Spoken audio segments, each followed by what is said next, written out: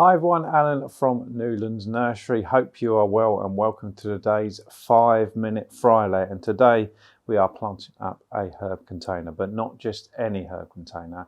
We are planting up a container full of very fruity herbs, and you'll see what I mean when I introduce you to the varieties. So we're going to put them in this container. I've just got a second-hand container there.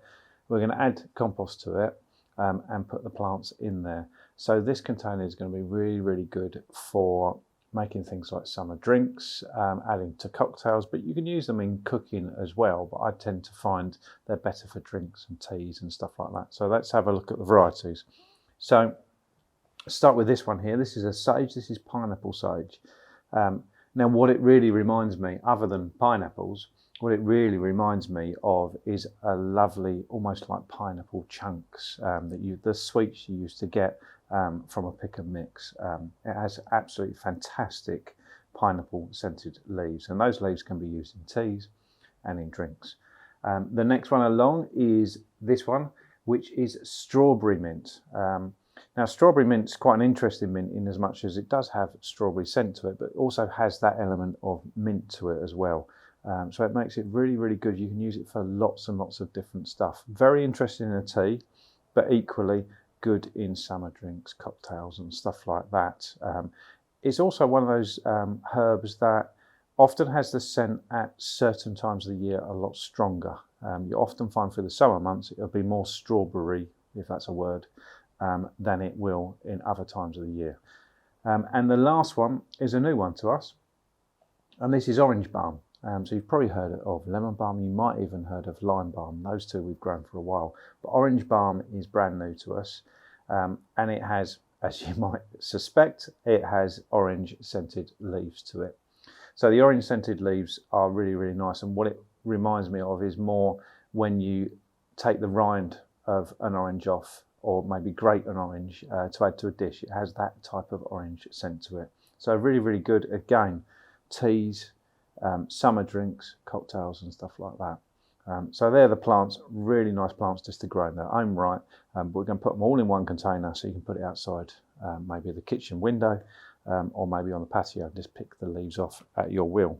So first thing we need to do is add some compost. I'm using a standard multi-purpose compost for this. These are relatively strong growing plants, or quite strong growing plants really. But they're all quite strong growing plants, so they're going to work well together in this container.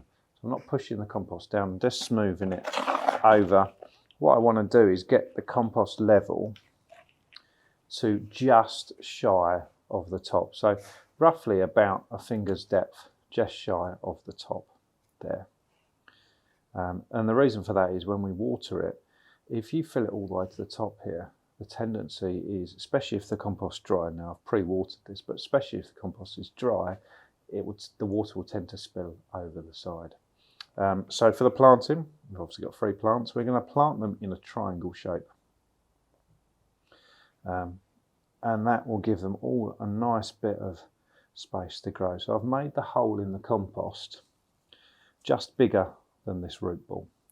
And just for your information, this paper pot around the outside, that doesn't need to be removed at all. So you don't need to worry about that. So you can leave that on the plant. And then I'm just placing it in, I'm not pushing it down. And then if I turn the pot, turn our attention to the orange balm, sorry. You can tell how new it is to us when I get the name wrong. There you go, just tuck it in. And lastly, the strawberry mint. And it's as simple as that. Now, I don't know what the weather's like with you. Here I suppose it's relatively mild really. I've still got a jumper on, so it's not warm. I would keep it in a sheltered spot if you're planting it up now, so we're towards the end of March.